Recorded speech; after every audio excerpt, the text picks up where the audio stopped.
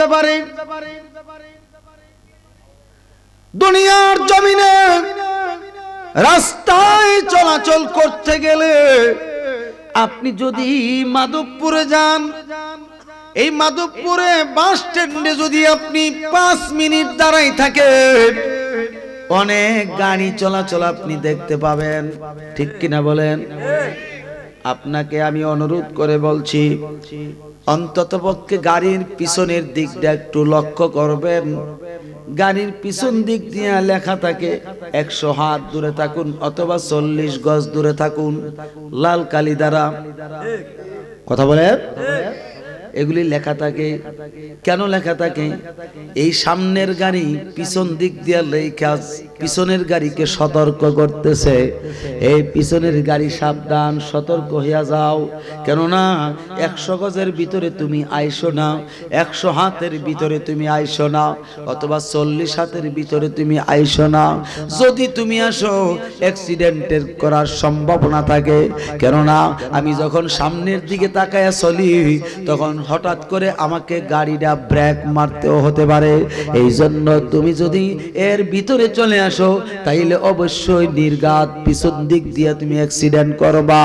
এই জন্য তোমার এই গাড়ির পিছন দিক দিয়ে সতর্ক বার্তা লিখে রাখে।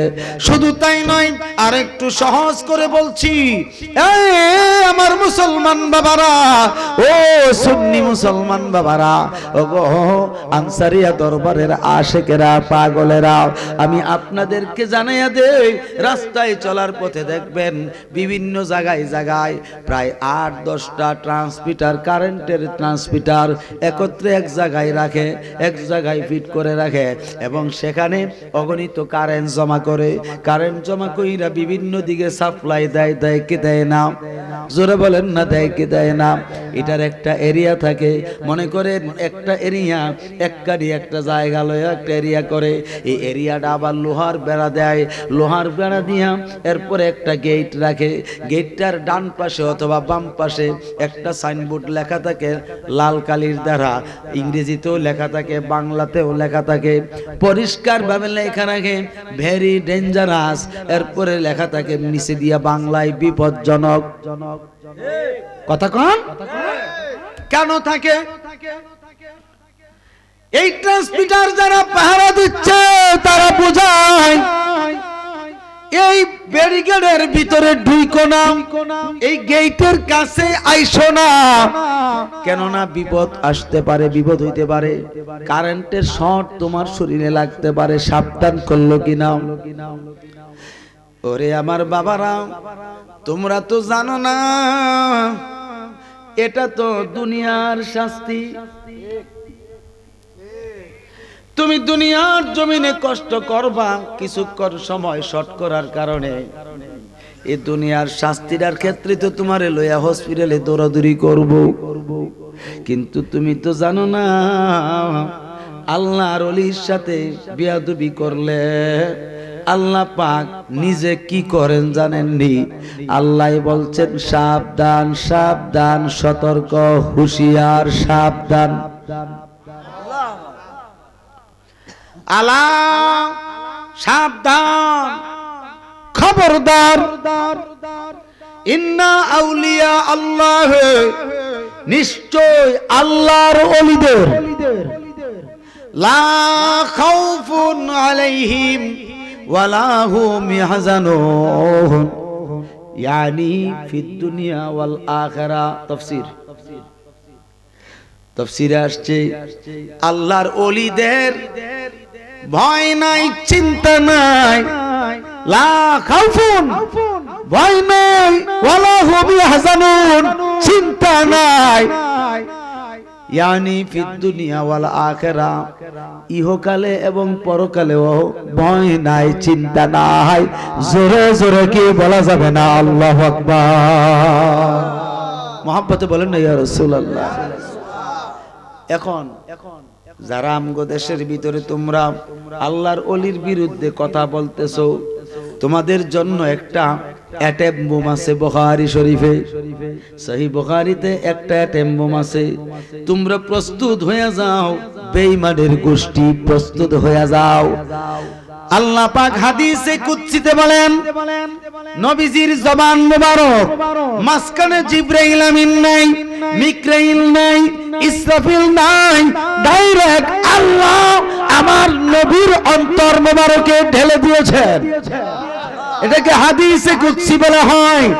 আল্লাহ নবীর জবান মুবারক দ্বারা আমার আল্লাহ বলেন, মান আদা ওয়ালিয়ান ফাকাদ আযানতুহু বিল হারবে, যেই ব্যক্তি আমার ওলির সঙ্গে বিয়াদবি করবা আমি আল্লাহ জানাইয়া দিচ্ছি, যেই ব্যক্তি আমার ওলির সঙ্গে দুশমনি রাখবা, শত্রুতামি রাখবা, আজকে না হয় কালকে, কালকে না হয় পরশু, না হয় এক সপ্তাহ পরে, না হয় এক মাস পরে, না হয় 2 মাস পরে, না হয় 3 মাস পরে, না হয় 6 মাসের ভিতরে আমি আল্লাহ তোমার সঙ্গে যুদ্ধের ডিক্লার দিলাম।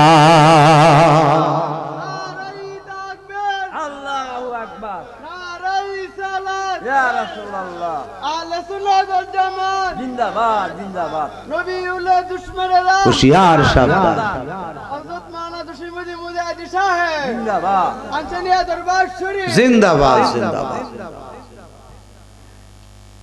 আপনাদেরকে বলি, আল্লাহ যদি যুদ্ধের ডিক্লার দেয় তো আমি আপনি সলিমউদ্দিন আর কলিমউদ্দিন কি দিয়া বাসুম মানা জানগা? যদি পারেন দয়া করে এই কালা হুজুরটারে একটা লাল সাফারে দিয়ে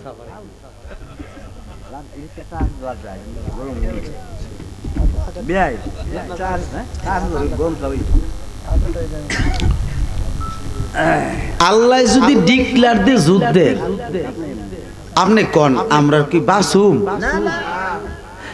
এই পাগলটি কয় কি রে?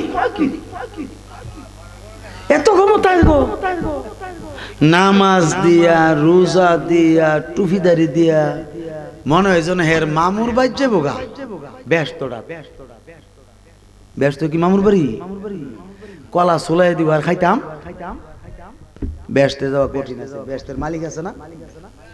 কথা কোনা মালিক আছে নিও, মালিকের কাছে আগে পৌঁছো না, এরপরে না ব্যস্ত হইতা। আল্লাহ বলেন, ইয়া আইয়ুহাল্লাযীনা আমানু আতিউল্লাহ ওয়া আতিউর রাসূলা ওয়া উলিল আমরি মিনকুম। বলেন না সুবহানাল্লাহ। অবশ্যই আয়াতটা আসেনি। এই আয়াতটা কোথায় জানেননি? আয়াতটা হচ্ছে সূরা নিসার। আল্লাহ পাক ইমানদারদেরকে ডাক দিবেন, হে ইমানদারগণ, মুমিনগণ। কাফেররে ডাকে নাই, মুশরিকরে ডাকেন নাই, মুনাফিকরে ডাকেন নাই, ফাসিকদেরকে ডাকে নাই, ডাইরেক্ট ইমানদারদেরকে ডাকছে। এই ইমানদারগণ, আতিউল্লাহ, আল্লাহর আনুগত্য করো, আল্লাহর আনুগত্য করো, আল্লাহর গোলামি করো, আল্লাহর গোলামি করো, আল্লাহর দাসত্ব করো। বলেন না সুবহানাল্লাহ। এখানে বললেই তো আল্লাহ যথেষ্ট ছিল, ঠিক না? আবার একটু লেজ লাগাইছে। কি লাগাইছে রে? ওয়া আতিউর রাসূলা। বলেন না সুবহানাল্লাহ। শুধু আমি আল্লাহর আনুগত্যই যথেষ্ট নয়, আমি আল্লাহ তোমাদেরকে জানাইয়া দিচ্ছি, মুমিন শোনো, আমার রাসূলের গোলামি করো, আমার রাসূলের আনুগত্য করো, আমার রাসূলের গোলামি করো। বলেন না সুবহানাল্লাহ। তাহলে রাসূলের গোলামির কথা আসেনি? কর না, কোরআন শরীফে আসেনি? কিন্তু আমগো দেশে কাঠ মোল্লা আছে, তারে তক্তা দিয়ে বানাইছে। এই ব্যাকলে কয় কি জানেননি? শুধু আল্লাহর আনুগত্য করতে হবে, অন্য কারো আনুগত্য করা যাবে না। আমি যে গেলাম তোর আল্লাহরে দেখছিও না, আনুগত্য করতাম না। কথা ঠিক নেই? কেমনে করা আনুগত্য? আন্তাজি না দীক্ষা। এখন আমি রাসূলের আনুগত্য করা। বলো না সুবহানাল্লাহ। কারণ রাসূলের হাদিস আছে। কথা কোনা রাসূলের কি আছে? হাদিস আছে। তোর কোরআন শরীফ আমি বুঝি না, আমি হাদিসটা বুঝছি কি রসুলের আনুগত্য করুম এই জন্য রসুল আল্লাহরে দেখছে আর আসতে কোন না কেউ রসুল আল্লাহরে দেখছে না আর কুজুরে কোন নাকি লিখা ঘুমাই গেছে না নাকি ঘুমাই গেলে আর একটা দেবো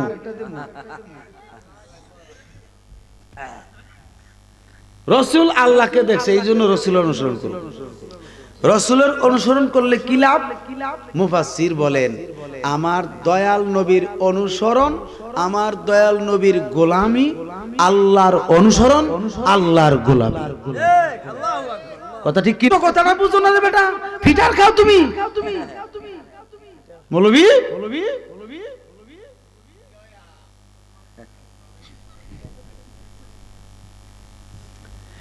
এরপরেও যদি রসুলকে আপনি না পান কি করবেন ওয়া উলিল আমরি মিনকুম সুবহানাল্লাহ বলেন यानी আউলিয়া আল্লাহ ওয়া শায়খান ওয়া মাযহাবাতান বলেন না সুবহানাল্লাহ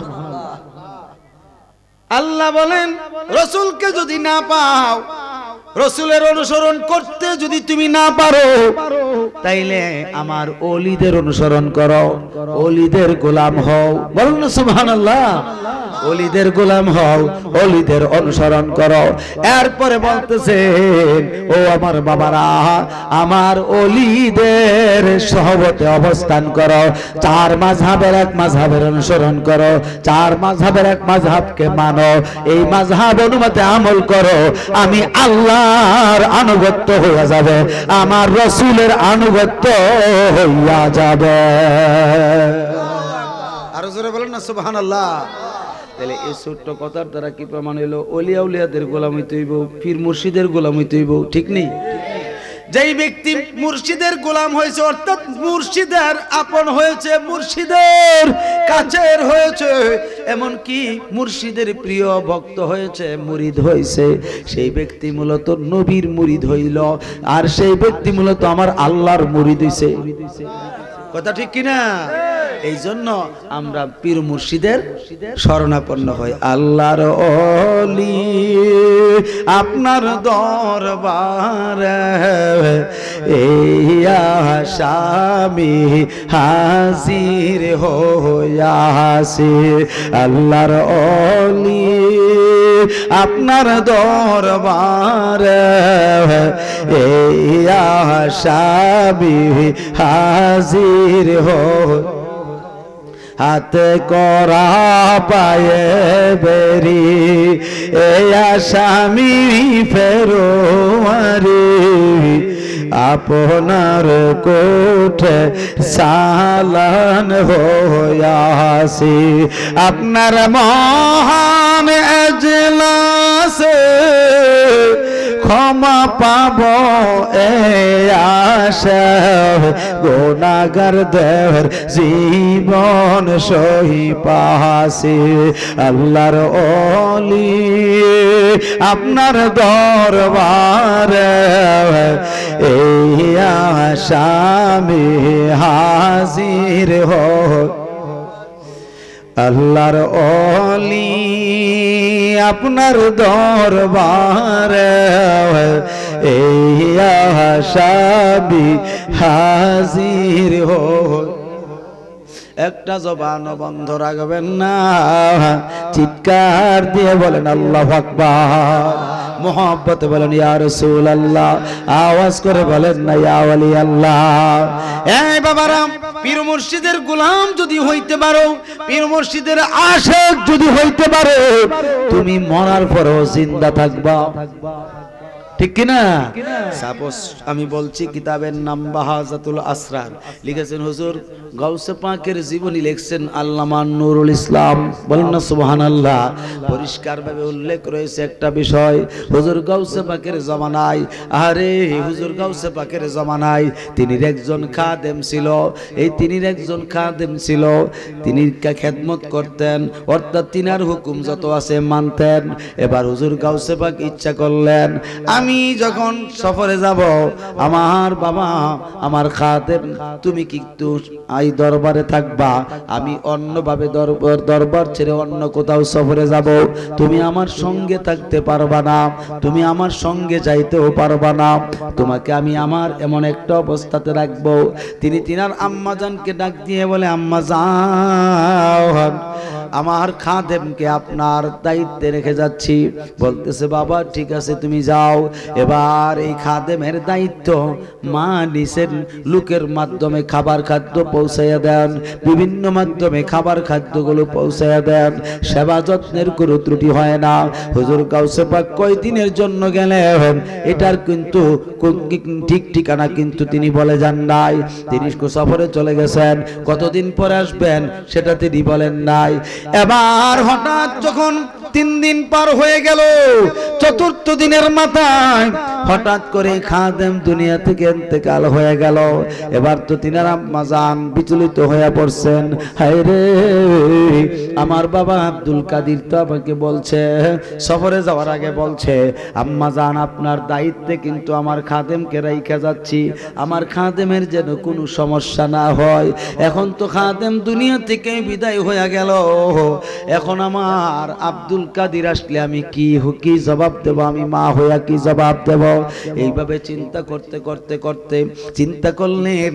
এবার তিনি একটা কাজ করলেন, এবার খাদেমদেরকে বললেন, অন্যান্য খাদেম যারা আছে, খেদমতগার যারা আছে তাদেরকে ঘোষণা করে বললেন, তোমরা একটা কাজ করো, আমার আব্দুল কাদের জিলানীর খাদেমকে তোমরা গোসল করাও, কাফন পরাও, কাফন পরায়া খাটের উপরে রাখো, আর ওই খানকাতে তোমরা রেখে দাও যেই খানকাতে আমার আব্দুল কাদের জিলানী তালিম দেয়, তাওয়াজ্জু দেয়, সবকিছু দেয়। কোথায়? মসজিদ না খানকায়? আর কথা কনা খানকা তো অলিদের খানকার প্রয়োজন আছে না, পীর মাশায়েখের খানকার প্রয়োজন আছে না? আরে গাটি লিয়ে গুনলে আমরা খানকার যাবো, হেইডা দু মসজিদের কি লিগা কথা ঠিক নেই, গেলে আমরা খানকার যাবো, অলিদের খানকার যাবো, অলিদের সহবতে যাবো, যেখানে গেলে অলি হওয়া যাবে। কি হওয়া যাবে? আরে বাবা মোরার বনের একজন আল্লাহর বন্ধু আছে,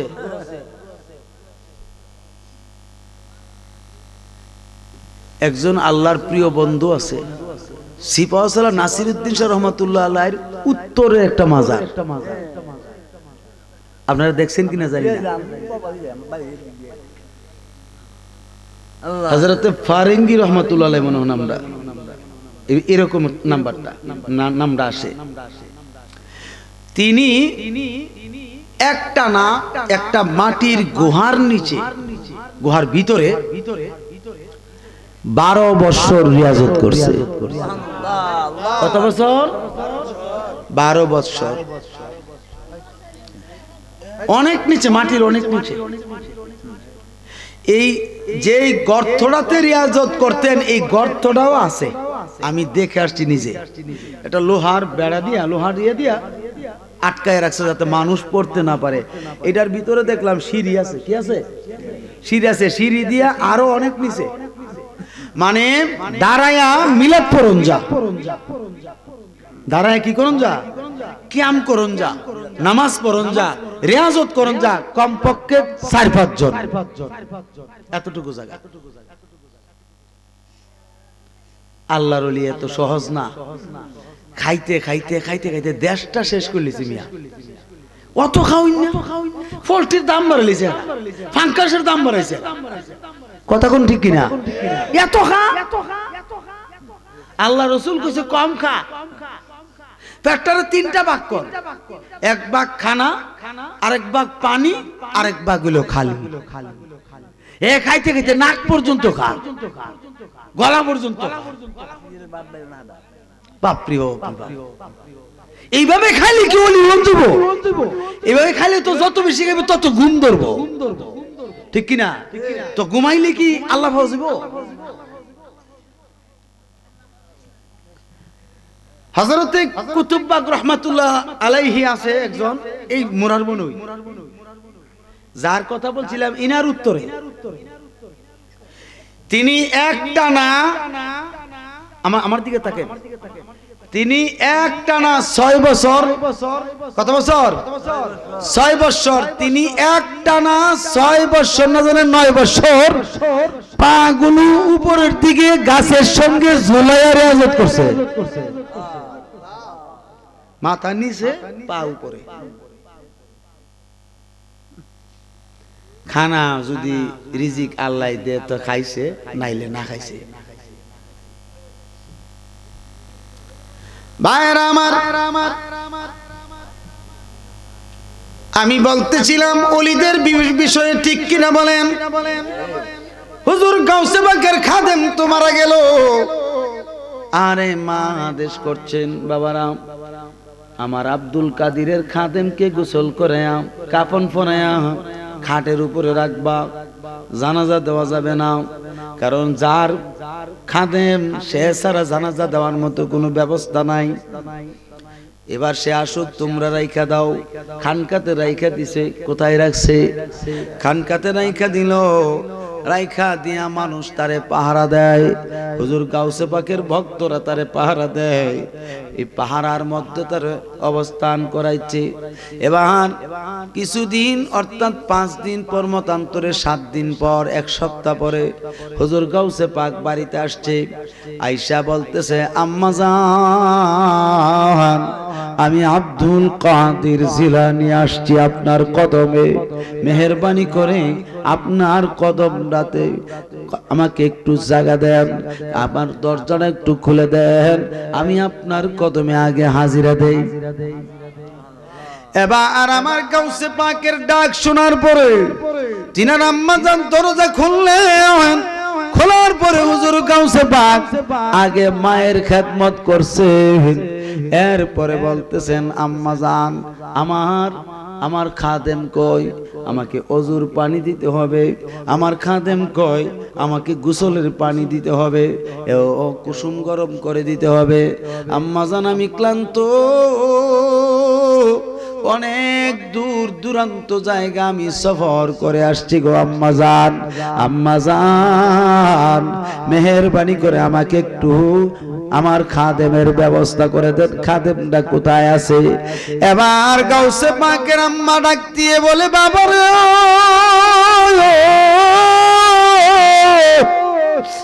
আজ থেকে 3 দিন আগে তোমার খাদেম ইন্তেকাল হয়ে গেছে, অর্থাৎ তুমি যাওয়ার 3 দিন পরে ইন্তেকাল হয়ে গেল। এখন তোমার খাদেম রে আমি জানাজা করতে দেই নাই, গোসল করাইয়া কাফন পরাইয়া খানকাতে রাইখা দিছি। এখন তুমি তোমার খাদেমের কাছে যাও, দেখো তার বিষয়টা তুমি লক্ষ্য করো, তাকে জানাজা দিয়া দাফনের ব্যবস্থা করো। তিনি বলতেছেন আম্মা জান এই বাগদাদ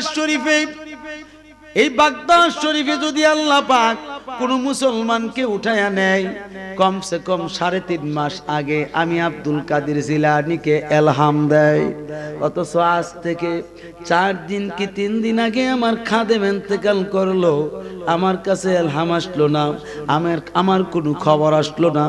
এত বছর যাবত পর্যন্ত আল্লাহ আমার খবর পাঠাইলো এলহামের মাধ্যমে, আজকে কেন খবরটা পাইলাম না? আমার খাদেম রে আমিও মরতে দিতাম না। এবার তিনি গেলেন, তিনি যাইয়াম ওই খাদেমের মাথার কাপড়টা বান্দা খুললেন, খুইলাম মাথার তালু হাতটা আঙ্গুলটা লাগায়া বলতেছে রে কিরে বাবা, আমি যে অজুর পানি তালাশ করতেছি তোরে দি পাই না, আমি যে গোসলের পানি তালাশ করতেছি তোরে দি খুঁজা পাই না, এ বাবা উঠ আমাকে পানি দে।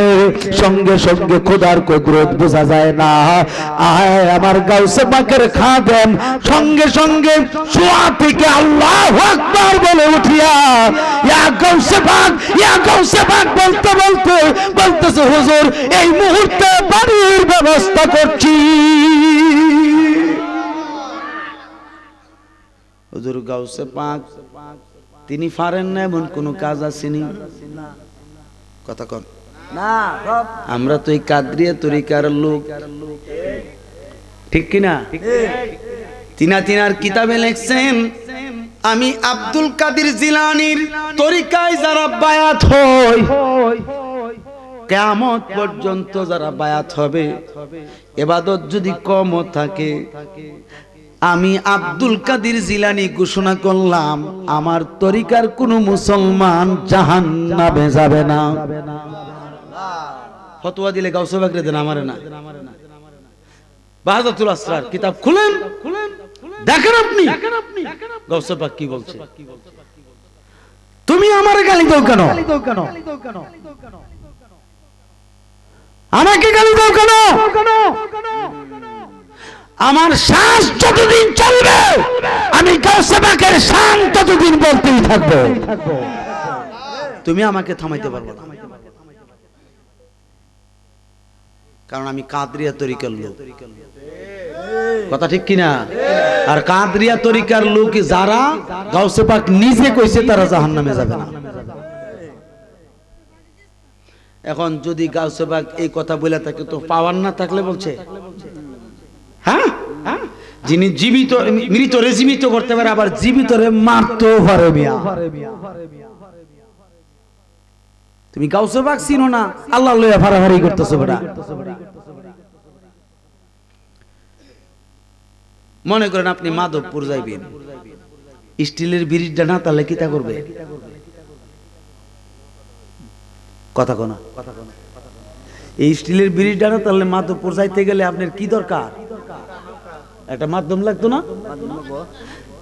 তো কোথায় আল্লাহর আরশ, যেখানে আল্লাহ অবস্থান করেন, আর সমস্ত সৃষ্টি জগৎ আল্লাহর আরশে পরিবেষ্টন করে রাখছে। আমরা এটার ভিতরে আছি, আমরা এটার ভিতরে আছি। এখন আল্লাহ পর্যন্ত পৌঁছতে গেলে আমি কি লাভ দিয়ে ধরে নিতে পারলাম? হ্যাঁ, মাধ্যম লাগবে না? তুমি যেমন মাধবপুর যেতে না, স্টিলের ব্রিজটা না থাকলে মাধ্যম ছাড়া তোমার হিম্মত নাই। কিন্তু আল্লাহর কাছে পৌঁছতে গেলে আল্লাহর ওলিদের প্রয়োজন, কারণ তারা আল্লাহর কাছে পৌঁছে আমরাও পৌঁছাইব। ঠিক কিনা? তারা এই ক্ষমতা আছে না নাই? জোরে কোন আছে না নাই? তোমার ক্ষমতা নাই মৌলবী, আমার ক্ষমতা নাই মৌলবী, কারণ আমি জিরো, তুমিও জিরো তাদের তুলনায়। কিন্তু তারা আল্লাহর কাছে হিরো। কথা কোন ঠিক কিনা? তারা আল্লাহর কাছে হিরো। আল্লাহর ওলিরা, আল্লাহর ওলিরা পারে না এমন কোন কাজ নাই। খাজা বাহাউদ্দিন নকশবন্দি রহমাতুল্লাহ আলাইহি লিখেন, কিতাবের নাম নুফরাতুল উনস, ইলমে তাসাউফের কিতাব। এই কিতাবে আসছে, ফারমুজান কি জমিন দর নজর হে তয়েফা চু চুফরাইস। তিনি পরিষ্কার ভাবে লিখতেছেন, আল্লাহর ওলিদের জন্য তামাম যত সৃষ্টি আছে এই সৃষ্টির একটা প্লেটের মতো। কিসের মতো? এটা কি? জোরে কোন? মনে করেন এটা ছোট, ধরেন আর একটু বড় লইলাম। খাজা বাহাউদ্দিন নকশবন্দি বলেন, আল্লাহর ওলিদের কাছে এই তামাম সৃষ্টি জগৎ যত আছে সব প্লেটের মতো।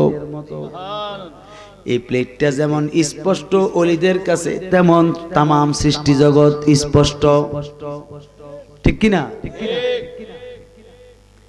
তিনি বলতেছেন, হি চির আজ নজরি সে গায়েব নিস।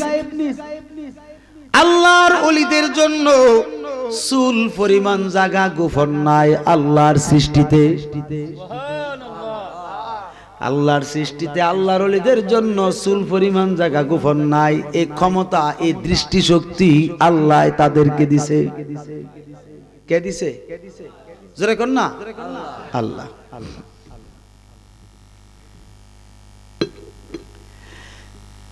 খাজা বাহাউদ্দিন নকশবন্দি বলে, আমি নিজে বলি আল্লাহর গোটা সৃষ্টি জগৎ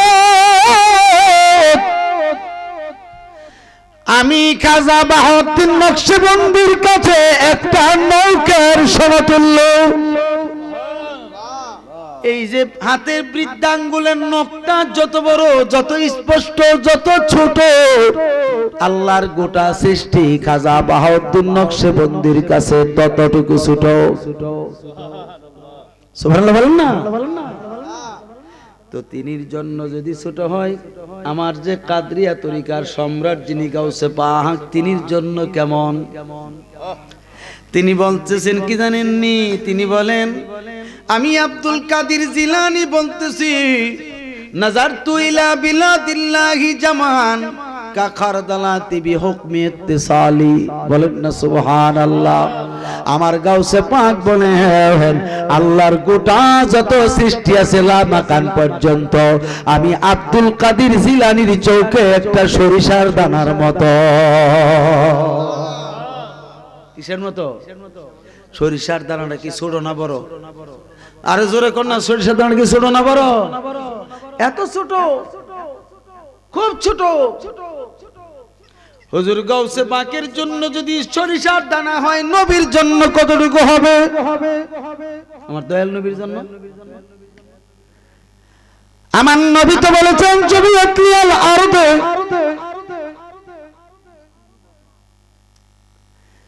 জমিয়াত লিয়াল আরদে।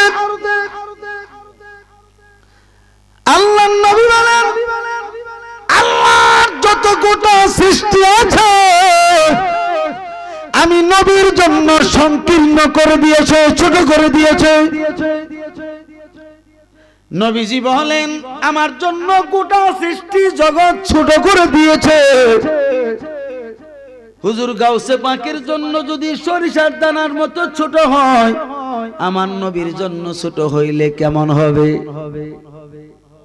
হ্যাঁ, তুমি মদিনা জফ মদিনা, মক্কা মদিনায় আমি তো দেখতেছি, কাঙ্গালে দেখতেছি, প্রত্যেকটা আশিক রাসূলের কলব মোবারক হইল সোনার মদিনা।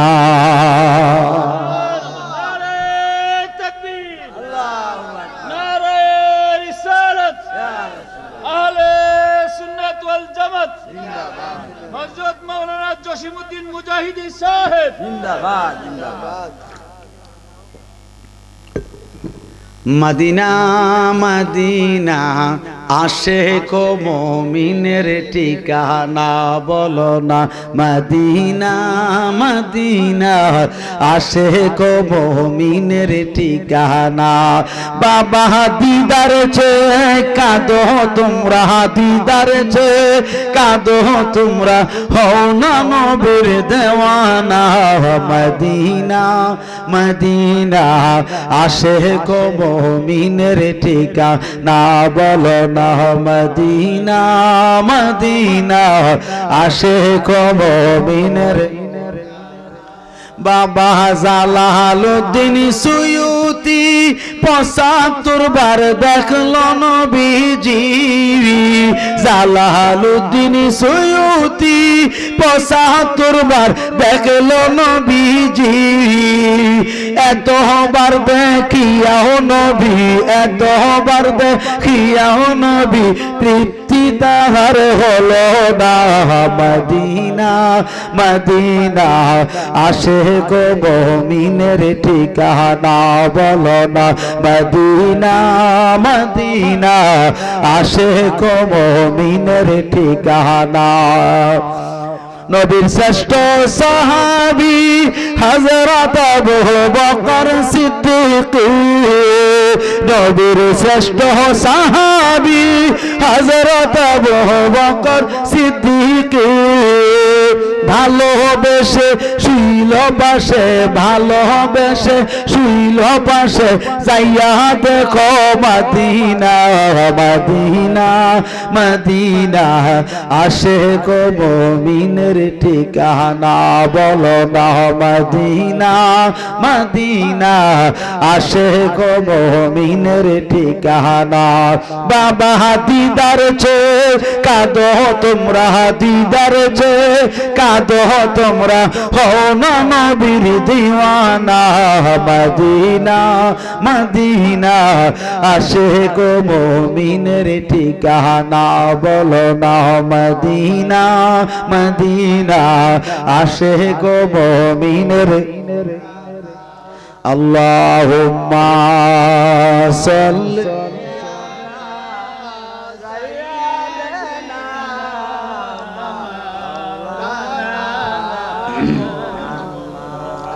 وعلى آل سيدنا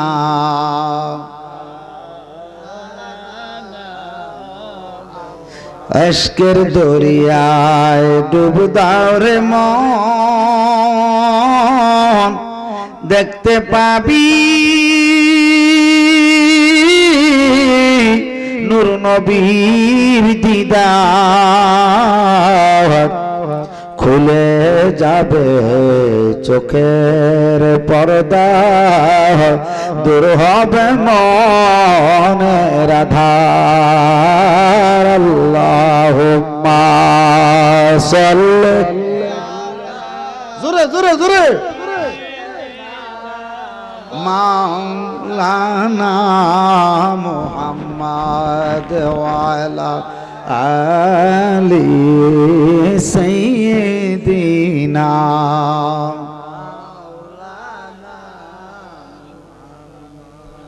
বাবাজিরা আমার অনেক রাত্র তো কুয়াশা পড়তেছে আপনারা এর পরে কিরে যান না কেউ যাওয়ার দরকার না এখন বলেন আপনারা তো কাদরিয়া তরিকার লোক সত্য নি কাদরিয়া তরিকার লোক না আমরা তো গাউসে পাক যে কথা কইছে আপনার বিশ্বাস আসেনি যদি আপনি বাহাজাতুল আসরার কিতাবে না পান তো আমার এনে যায়েন আমি খুইল্লা সুন্দর করে দেখাই দেব তুমি এলমে তাসাউফের কিতাব মানতা না বালাগাত মানতেক মানতা না তুমি ডাইরেক্ট নবীরে পথভ্রষ্ট বানাই লিতেছ গুমরা বানাই লিতেছ ওয়াজাদাকা দাল্লান ফাহাদা দিয়া আল্লাহ কি বুঝাইছে আর তুমি কি বুঝাও কত বড় মৌলবী তুমি এরপরে কয় কি নবী মইরা গেছে গা আমরা মরা নবীরে তো এত এতটা হিকিরে যিনি চিরঞ্জীব তিনি রানা ডাকবেন যিনি চিরঞ্জীব কেটা জানেননি আল্লাহ খালি আল্লাহরে ডাকতাম কইছে আল্লাহ কয় তুই যে আমারে ডাকস তোর ডাক শুনে গেডা তোর অন্তরে তো আমার নবী নাই ঠিক কিনা আমি যারে দিয়া প্রচার হইছে এই তারে যদি তুই তোর অন্তরে না রাখস তো আমার ডাকস কীর্তি কথা কনা আল্লাহ তো প্রচার হইছে রসুল দিয়া তো রসুল তোমার অন্তর রাখলা না আল্লাহ কয় কি যে তোমার আমার দরকার নাই রসুলকে নিয়ে আসো তোমার দরকার রসুল নাই তোমার অন্তরে তুমি আমার মধ্যে নাই তাইলে আমি জিজ্ঞাসা করি কোনদিন কি সাহাবীরা আমার নবীরে ছাড়ছে এক সেকেন্ডের জন্য নবীজি অনুমতি দিলে গেছে শুধু একটা বিষয় বলি হযরত ওয়াইসাল কারনী রাহমাতুল্লাহ আলাইহি অথবা রাদিয়াল্লাহু তাআলা আনহু ওয়াইসাল কারনী যিনি একজন তাবিঈ ছিলেন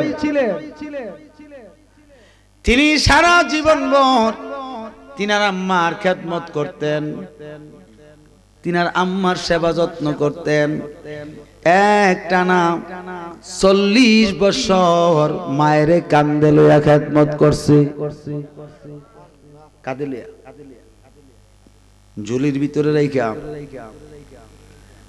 চেহারা সামনে থাকতো আর বাকি সব পিছনে থাকতো ঝুলাই সেরা খালি মার চেহারার দিকে তাকায় খালি মুস্কি মুস্কি হাসতো হযরত ওয়াইসাল কারনী মায় জিজ্ঞাসা করছে আব্বা তুমি মুস্কি মুস্কি হাসো করে আম্মা জান আপনারে যতই দেখি আমার ততই শান্তি লাগে এই জন্য মুস্কি মুস্কি হাসি আপনি তো আমার নবীর সাহাবী আপনি তো আমার দয়াল নবীরে সরাসরি দেখছেন এই জন্য আপনারে দেখলে আমার এত শান্তি লাগে যেন আমি দয়াল নবীরে দেখতাছি কেমন আশিক ছিলেন হযরত ওয়াইসাল কারনী মা কৌতুক করে বলছে বাবা মনটা বুঝে চাই নবীরে দেখতা বলতেছে আম্মা জান মনটা তো কাঁদে আমার দয়াল নবীরে দেখতে কিন্তু আমি তো আর সরাসরি যাইতে পারি না, আপনার সেবায় নিয়োজিত।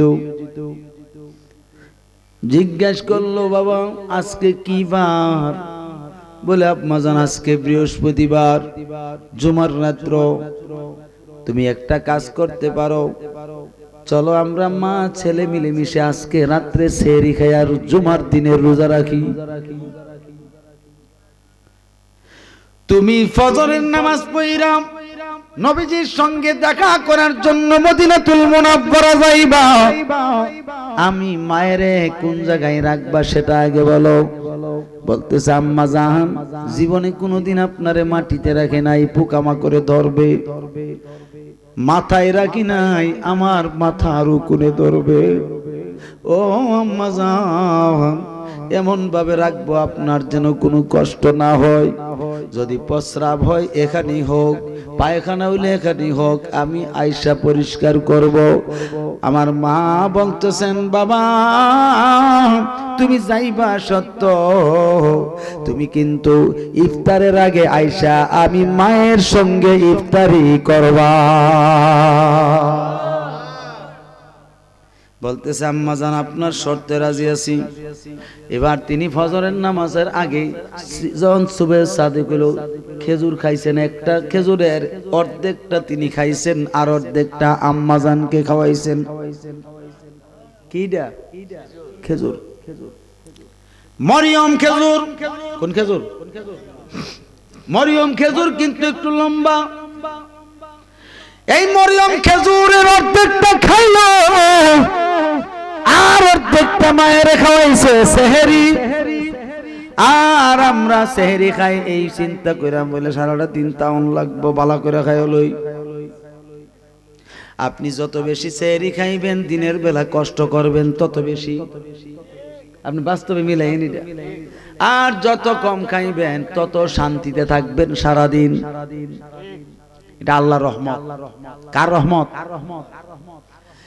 এবার তিনি ফজরের টাইমে রওনা হবেন। আমার নবীজি আম্মা জান আয়েশা সিদ্দিকা রাদিয়াল্লাহু তাআলা আনহার হুজরা শরীফ থেকে আম্মা জানকে পাশে নিয়ে বৈশা মুস্কি মুস্কি হাসতেছেন। জিজ্ঞাসা করছে, ইয়া রাসূলুল্লাহ হাসেন কেন? বলে হাসতেছি এই জন্য রে আয়েশা, পাগলরা ইয়েমেন থেকে রওনা দিছে আমার কাছে আসতে। আমার আসে হযরতে ওয়াইসাল কারনী, যে ব্যক্তি আমার না দেখা এত ভালোবাসা ফলাইছে, যার প্রশংসা আমি তোমাদের কাছে সব সময় করি। আয়েশা রে, আমার ওই পাগল আয়েশা পড়তেছে, আমি তো পাগলের সঙ্গে দেখা করব না, তাকে আমি দেখা দেব না। ডাক দিয়া বলে, নবী গো এত কষ্ট করে আপনার পাগলটা আসতেছে, আপনি বুঝি দেখা দিবেন না? বলতেছে, আয়েশা আমি যদি আমার এই পাগলটারে দেখা দেই, আমার পাগল আমার চাইরা যাইব না, ওই দিক দিয়া তার মা কষ্ট করে মারা যাইব, আমি নবী এটা সহ্য করতে পারবো না। এই আয়েশা আমি তোমারে জানাইয়া দেই, ও আয়েশা আমি তোমাকে কিছু খেজুর দিচ্ছি, আমার পাগলটারে দিয়া দিও, মায়ের নিয়ে যেন ইফতারি করে। আর বইলা দিও আয়েশা আমি নবী তার সাথে দেখা করব না, আমি নবী তার প্রতি সন্তুষ্ট আছি, আমার আল্লাহ তার প্রতি সন্তুষ্ট আছে। তুমি কিন্তু কথাটা বোঝাইয়া বলে দিও। ঠিক আছে ইয়া রাসূলুল্লাহ। এবার তিনি গেলেন ওই হুজরাতে গেলেন যেখানে সাহাবায়ে কেরামরা অবস্থান করে, সেখানে গিয়ে সকলকে লইলেন আর মাত্র 5 জন সাহাবী রাখলেন। হযরতে বেলালকে বলছেন, বেলাল তুমি যাইবা না আমার সাথে, তুমি যাইও না, কেননা আমাকে যদি না পায় পাগল হইয়া যাবে, আরো অন্তত তোমার জন্য পাগল হবে, তোমাকে খুঁজে পাওয়ার জন্য। এ আয়েশা, এ আমার সাহাবীরা, আমি নবী তোমাদেরকে জানাইয়া দেই, তোমরা 5 জন বেলাল নিয়া 5 জন তোমরা এখানে থাকো, তোমরা এখানে অবস্থান করো। হযরতে বেলাল বলতেছে, ইয়া রাসূলুল্লাহ কোন পাগলটা আসবে? আপনার ওই আশেকটা? বলে আমার ওই আশেক ওয়াইসাল কারনী আসতেছে। এই বেলাল তুমি কিন্তু তাকে বিশেষভাবে শান্ত সান্ত্বনা দিবা। এবার তুমি দরজার মধ্যে থাকবা, আমার আশেক যেন কষ্ট না পায়।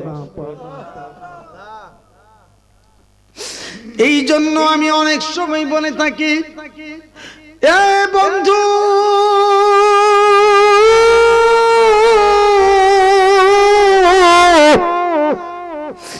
যদি তুমি শরীয়তের আলোচনা করো কোনো আপত্তি নাই, তরিকত কি দোষ করছে? তুমি শরীয়তের কথা কইবা, তরিকতের কথা কইবা, ইলমে মারিফতের কথা তুমি কইবা, কেন না চারটা তরিকার উপরে ইসলাম জীবিত, ঠিক কিনা বলেন? ইসলাম প্রতিষ্ঠিত চারটা তরিকার উপরে। তোমাদেরকে জানাই দিচ্ছি রে বাবারা, আজকে আমি এই মজলিসে এই স্টেজে আছি, আগামীকাল নাও থাকতে পারে, আমার মরণ হইতে পারে কি পারে না। এই জন্য বলতেছি বাবা, এই সাহাবীদেরকে নিয়ে নবীজি বের হয়ে পড়লেন, জিজ্ঞাসাও করেন নাই নবী গো কখন আসবেন, কোনো কিছুই জিজ্ঞাসা করেন নাই। আরে ওই ইয়ামেন শহর থেকে হযরতে ওয়াইসাল কারনী পাগলের মতো আসতে আসতে রে জুমার দিন তিনি আসলেন শুক্রবার দিন ফজর পড়ে রওনা দিয়া ইয়ামেন থেকে। আরে প্রায় অনেক বছরের রাস্তা, ওইখান থেকে তিনি পায়ে হাইটা রে বাবারা 11টার ভিতরে আইসা মদিনাতুল মুনাওয়ারায় পৌঁছে গেছে। আইসা তালাশ করতেছে, আমার দয়াল নবী কয়, ও আমার নবীর সাহাবীরা আমার সালাম গ্রহণ করেন, আমার নূর নবী কই? আমি একবার দেখতাম, আমি পাগল আসছি আমার দয়াল নবীর জন্য। এবার বলতেছে, আপনি বুঝি ওয়াইসাল কারনী? বলে জি আমি ওয়াইসাল কারনী। বলতেছে নবী তো আপনার সঙ্গে দেখা করবে না, বলে দিয়েছে আপনি ফিরে চলে যেতে আপনার মায়ের কাছে। আল্লাহর নবী সন্তুষ্ট আছে, খুশি আছে, আল্লাহও খুশি আছে, সন্তুষ্ট আছে। বলতেছে কেন আমার নবী আমার সঙ্গে দেখা করবে না? কিসের জন্য? আমি এত কষ্ট করে আসলাম, আমার দয়াল নবীজিরে দেখতাম, একটু কেন দেখা দিবে না? বলে দেখা দিতে না, এই খবর আমরা পাইছি। ডাক দিয়া বলতেছে, তোমাদের মধ্যে বেলাল আছে?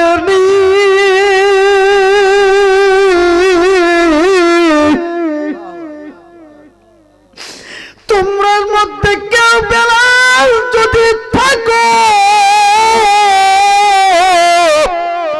ওই বেলালের দেখা আমার দিয়া দাও। বলতেছে ওই বেলাল দরজায় বসে কাঁদতেছে, এই যে কালো হাফসি বেলাল। এবার হযরতে ওয়াইসাল কারনী বেলালের কাছে গেছে, গিয়া সুন্দর করে সামনাসামনি বসছে, বৈশা বেলালের কপালে চুমা খায়, গালে চুমা খায়। হযরতে বেলাল কান্দে আর বলে, ওয়াইস রে কত প্রশংসা তোমার নবীজি করে। ওয়াইস কারনী আমার নবী তোমার কত প্রশংসা করে রে, আয় আয় আমার বুকে আয় রে ওয়াইস করনি। এবার এইভাবে জড়িয়ে ধইরা কত আদর করছে হযরত ওয়াইস করনি রে। আয় হায় আমার নবী এত ভালোবাসে তোমার ওয়াইস করনি। এবার বলতেছে, ভাই বেলাল নবীরে দেখতে পারি নাই, কোনো দুঃখ নাই, আমার দয়াল নবীর গোলাম রে দেখা শান্তি পাইছি। এবার সংবাদ আসছে আম্মাজান আয়েশা সিদ্দিকা খবর দিছে যাওয়ার জন্য। হযরত ওয়াইসাল কারনী আম্মাজানের হুজুর মুবারকের দরজায় দাঁড়াইয়া ডাক দিলেন, আম্মাজান আমি আপনার পাগল আসছি গো আম্মাজান। কি পাগল বানাইলা গো নবীজি, কি পাগল বানাইলা গো নবীজি, করে থাকিতে পারি না তোমায় না দেখিলে বাঁচে না পরাণ ও গো মায়ার নবীজি তোমায় না দেখিলে বাঁচে না পরাণ দিদার দিয়া নিবাও জালা নবী দিদার দিয়া নিবাও জালা নবী জালা সইতে পারি না তোমায় না দেখিলে বাঁচে না পরাণ ও গো মায়ার নবীজি তোমায় না দেখিলে বাঁচে না পরাণ বল কি পাগল বানাইলা গো নবীজি কি পাগল লাগো নবীজি ঘরে থাকিতে পারি না তোমায় না দেখিলে বাঁচে না পরাণ ও গো মায়ার নবীজি তোমায় না দেখিলে বাঁচে না পরাণ হযরত ওয়াইসাল কারনী ডাক দিয়ে বলে আম্মা যান কি এমন অন্যায় করেছি নবীরে দেখতে পারলাম না।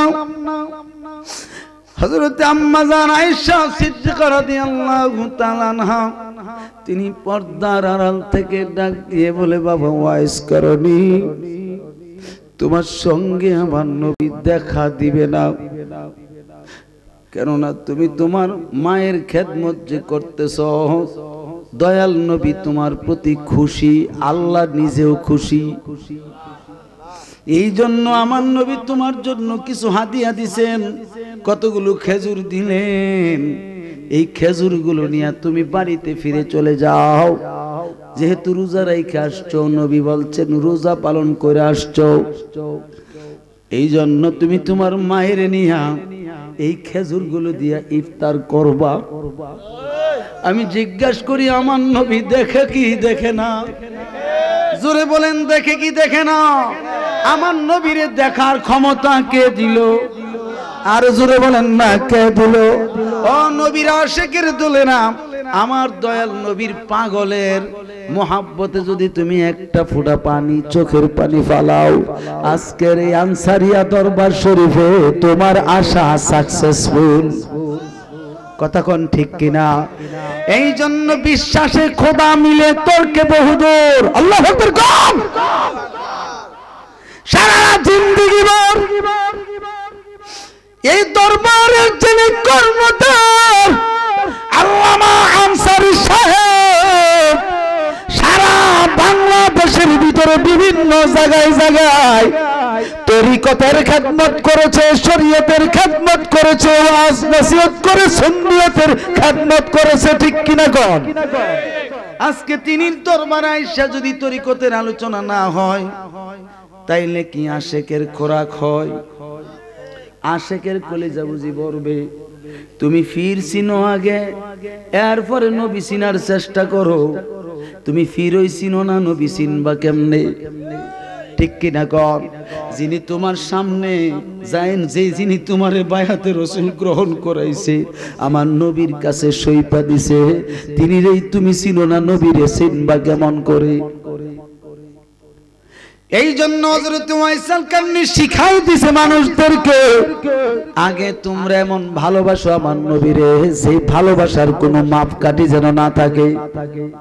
ঠিক কিনা? হিসাববিহীন মাপ ভালোবাসতে হবে।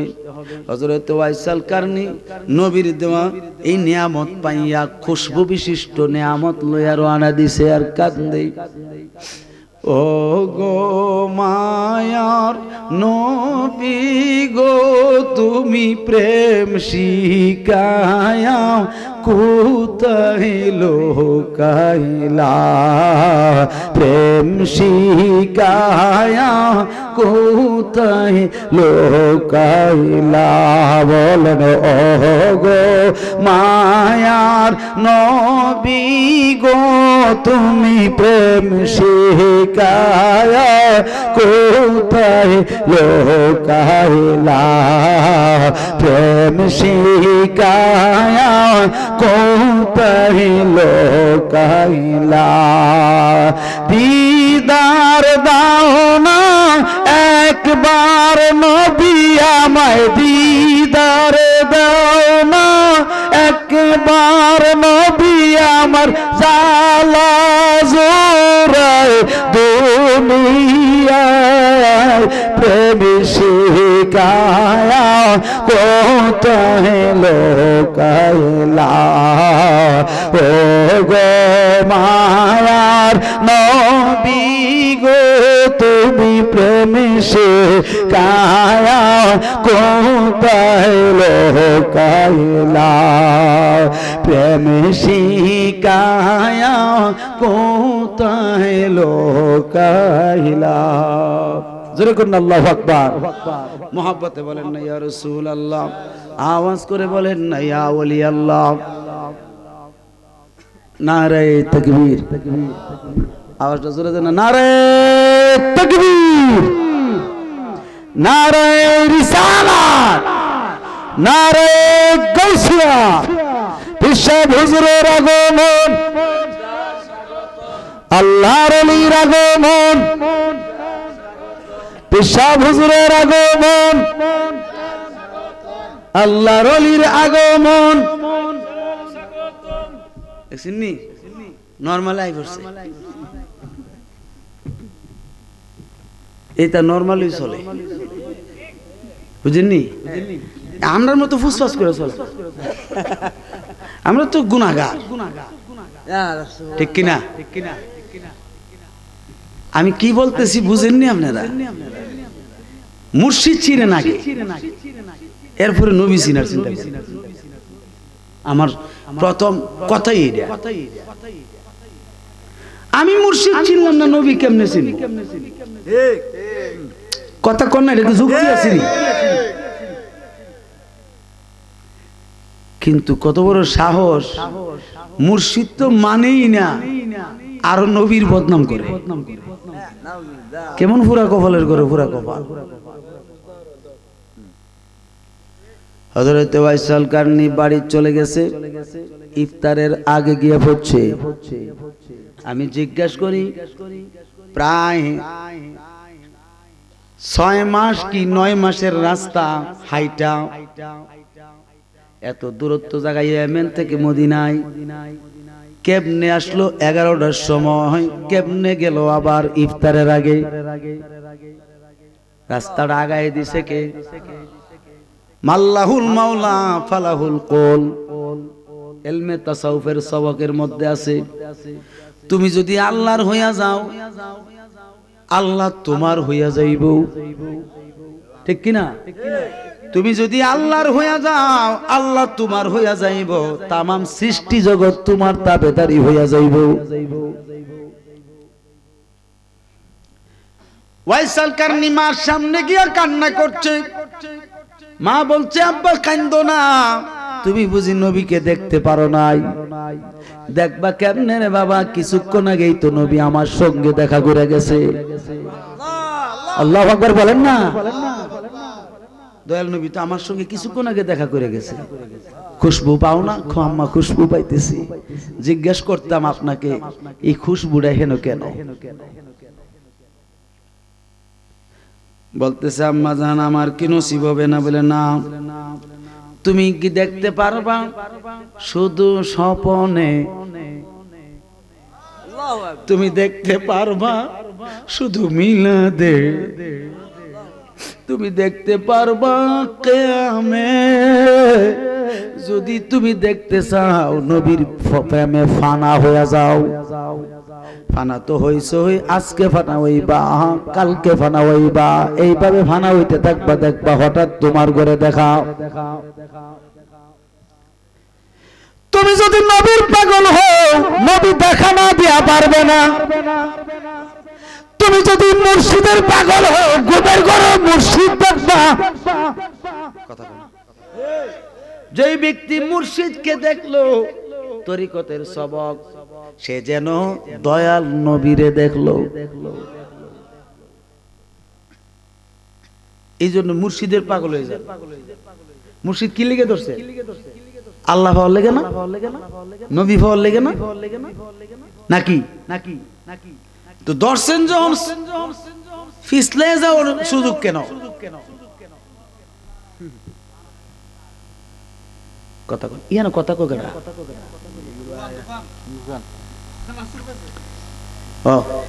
আমি কি বলছি বুঝেননি? তুমি ধরলে ফিসলাও করে ফিসলে যেতে কেমনে? ধরলে সাই দিয়া ধরো, যেমন না ফিসলা। যেমন হযরতে বেলাল ধরছে আমার নবীকে সাই দিয়া, এরপরও রাখতেছে। এতভাবে প্রেমিক হয়ে ধরছে, জীবন দিতে একবারে রেডি। মাইরা ভালা তবু নবী ছাড়তাম না। সুবহানাল্লাহ কন্যা গেলি গা আমার মার মার মার আমার মাইরালা। পেরেক মারছে দুইটা হাতে, পায়ে পেরেক মারছে, গাছের সঙ্গে ঝুলাইয়া চাবুক মারছে, বিভিন্ন আঙ্গিকের মারছে। সিনা বরাবর যখন পাথরটা রাখছে, বড় একটা পাথর, আরে 3 টন ওজনের পাথর। হযরতে বেলাল চোখের পানি ছেড়ে দিয়ে বলে, আল্লাহ নবী গো, কালেমার প্রেম বুঝি এত জ্বালা। দয়াল নবী গো, তোমার প্রেম বুঝি এত জ্বালা, এত কষ্ট। লোকেরা বলতেছে, তাইবের লোকেরা বলে কালেমাটা ছেড়ে দে। তিনি বলতেছেন, পাথরের চাপা দিছস কি হইছে? আমি তো জীবন দিতে প্রস্তুত, তবু আমি নবী ছাড়ব না। পাথরটা সরাইয়া যখন ঝুলাইছে, গাছের সঙ্গে ঝুলাইয়া যখন পেরেক মারছে, তখন পেরেকটা এই জায়গায় মারতে লইছে। বেলাল হাসতে শুরু করছে, হাসে, তোরে এত পেরেক মারলাম তুই হাসস? বলে, তোদের আঘাতে আমার আঘাত লাগে না, আমার আরো প্রেম বাড়ে। কি বাড়ে? প্রেম বাড়ে, প্রেম বাড়ে। কারণ তোরা যত আঘাত করস তত আমার প্রেম রাসূলের প্রতি বাড়ে। দেখ এখানে পেরেক মার, সমস্যা নাই, আমি শহীদ হইতে প্রস্তুত, আমার নবীকে ছাড়তে পারবো না। ওরে নবীর প্রেমিকেরা, দিশাহারা মরণের ভয় করে না, প্রেম তো মরে। ওরে নবীর প্রেমিকেরা, দিশাহারা মরণের ভয় করে না, প্রেম তো মরে। ঠিক নেই? নবীর প্রেমিক মরে। বাজান হযরতে ওয়াইসাল কানির কথা বলছিলাম, মনে আসেনি? তিনি বাড়িতে গেলেন, ইফতারের টাইম এসে মায়ের ইফতার করাইছেন, নিজে ইফতার করছেন। বাজান রাত্রটা শুধু ছটফট ছটফট করে কাটাইছে।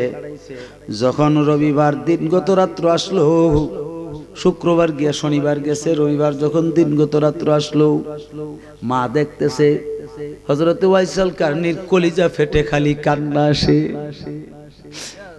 মা তো মা, এর কোনো তুলনা হয় না। মার যে কত বড় দামি, যার মা আছে দুনিয়ার জমিনে সে তো বুঝতে পারে না মা যে কত বড় দামি।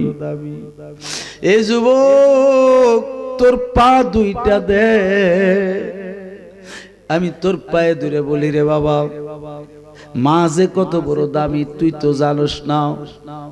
এই মার ফায়রবি কইরা হযরতে ওয়াইসাল কারনি সাহাবী হইতে পারে নাই, কিন্তু তাবি রইছে। এরপরও আল্লাহ রাসূল বলেন তামাম সৃষ্টি জগতের আমার যত উম্মত আছে সমস্ত উম্মতের নেক আমল যদি এক পাল্লায় রাখা হয়, আমার ওয়াইসাল কারনির এক সেকেন্ডের নেক আমল আরেক পাল্লায় রাখলে আমার ওয়াইসাল কারনির আমল ভারী হয়ে যাবে। যুবক তুমি কেন বোঝো না? মায়ের কেন কষ্ট দাও? তিনি তো জননী। মা দুঃখিনী বলে বাবা আজকে রাত্রে তো নবী আসবে তোমাকে দেখার জন্য। আল্লাহু আকবার কোন না? তুমি নবীর জন্য দরুদ শরীফ পড়ো, দরুদ সালাম পড়তে থাকো, থামতে পারবা না। বলতেছে আম্মা আমার তো পশমের গোড়ায় গোড়ায় নবীর দরুদ পড়ে, আমি থামবো কেমন করে? এই দরুদ সালামের ভিতরে যখন তন্দ্রা আসছে গভীর রজনীতে, হঠাৎ করে তাকায়া দেখে ওয়াইসাল কারনির ভাঙা ঘরে আমার নূর নবী।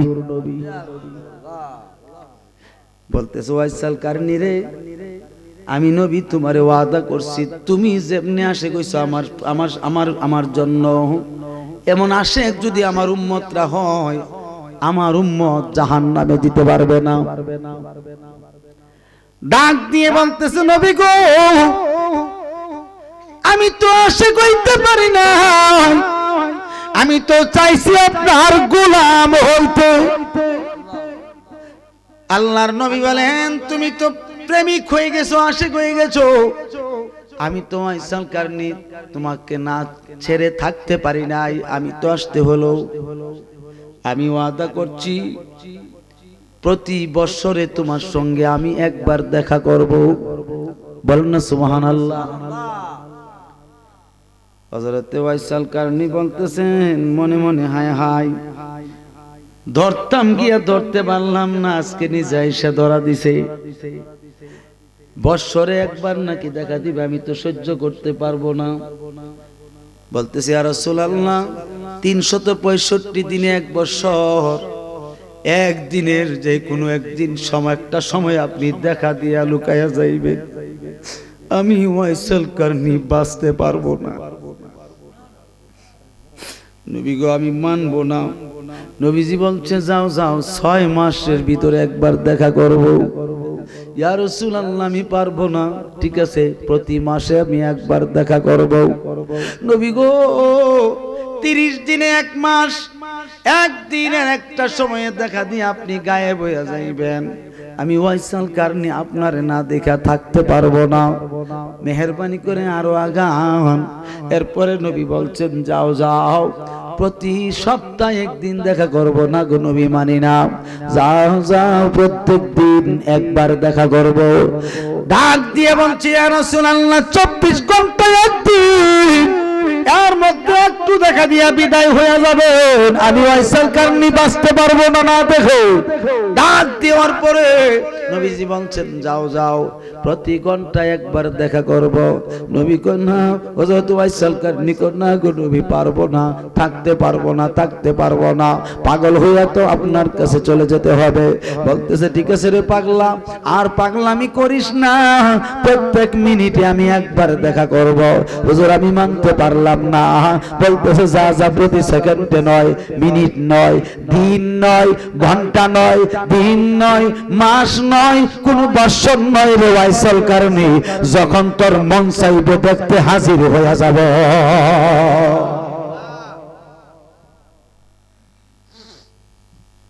এই জন্য আমি অনেক সময় বলে থাকি কোন বা দেশে রহিলা রে দয়াল চান, তুমি কোন বা দেশে রহিলা রে সোনার চান, তোমায় না দেখলে বাঁচে না আমার প্রাণ, তোমায় না দেখলে বাঁচে না আমার প্রাণ, তুমি কোন দেশে রইলা রে সোনার চাঁদ যেমন শিমুলের তোলা বাতাসে উড়ে রে তেমনি উড়াইলা আমার প্রাণ দয়াল তেমনি উড়াইলা আমরার প্রাণ দয়াল কোন দেশে রইলা রে দয়াল চান তুমি কোন দেশে রইলা রে দয়াল চান যখনই মনে কষ্ট লাগবে দৌড়াই আইসো মুর্শিদের কদমে দেখবা অনেক শান্তি পাইবা দেখা শান্তি পাওয়া যায় মুর্শিদরে যত দেখবা তত শান্তি লাগবে তত আরাম লাগবে তত ভালো লাগবে কেন অশান্তিতে জ্বলবা আমি যে একজনের চরণধুলি গ্রহণ করছি আমি কাঙ্গাল যখন আমি ঘরে শান্তি পাই না তখন আমি আমার হুজুরের ওয়াজ শুনতে শুরু করি কারণ আমি বারবার চেহারাটা দেখতে পাই যখনই দেখি যে দেখাও আমি শেষ করতাম পারছি না শান্তি পাই না আর দেরি করি না রে বাবা ডাইরেক্ট ফোন করি ফোনে কথা বলি আব্বা আমি তো শান্তি পাইতেছি না আপনারে না দেখা তখন আমার হুজুর বলে বাজি আপনি চলে আসেন তখন আমি সঙ্গে সঙ্গে চলে যাই আমার দয়াল চাঁদের সামনে গিয়ে হাজির হই যখন দেখি যত দুঃখ রে মুর্শিদ রে দেখা শান্তি পায় এই আমার আনসারিয়া দরবারের প্রেমিকের দলেরা তোমাদের মুর্শিদ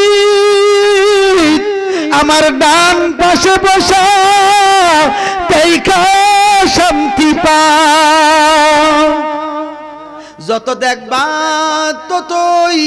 ততই ভালো যত দেখবা ততই ঈমান তাজা হবে যতই দেখবা ততই ঈমান তাজা হবে যতই দেখবা ঈমান ততই মজবুত হবে আমলও মজবুত হবে যতই দেখবা রে ইলমে তাসাউফের দৃষ্টিকোণ থেকে তুমি ততই রাসূল দেখছো বাবা তরিকতের দরবারে আসলে তরিকতের ওয়াজ ছাড়া তো আমি শান্তি পাই না একটু করি ওয়াহাবীরা আমারে মন্দ কয় এই জন্য আমি পরোয়া করি না আমাকে বলে আমি নাকি মুশরিক আমি বলছি যা সহিহ মুসলিম শরীফের একটা হাদিস আমার মনে পড়ে গেছিল তখন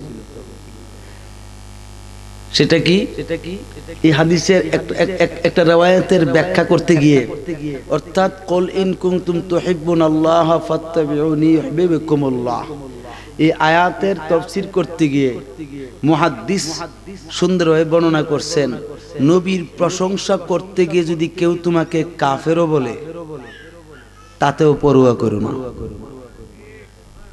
কেউ তোমাকে যদি কাফের বলে নবীর প্রশংসা করতে গিয়া কি করতে গিয়া প্রশংসা করতে গিয়া এতে করে তোমার কোনো সমস্যা হবে না কারণ তুমি প্রশংসা করছো নবীজির কার যত বেশি প্রশংসা করবা কেউ যদি তোমাকে ফতোয়া দেয় ফতোয়া কাজ হবে না ঠিক কি না কারণ সবকিছু তো আল্লাহ রাসূলের কাছ থেকে নাকি এটা ছাড়া তো নাই এই জন্য অনুরোধ রাখবো মুর্শিদ নায়েবে রাসূল নায়েবে রাসূল কিন্তু ইলমে তাসাউফ ইমাম গাজ্জালী রাহমাতুল্লাহ আলাইহি লিখছেন হুজুর গাউসে পাকও বিভিন্ন কিতাবে লিখছেন যে আপন আপন পীর ও মুর্শিদকে মহব্বত করা দয়াল নবীকে মহব্বত করা তাহলে মহব্বত যদি হইতে পারে দয়াল নবীজির মুর্শিদকে মহব্বত করলে তাহলে মুর্শিদকে দেখলে নবী দেখা হবে না কেন?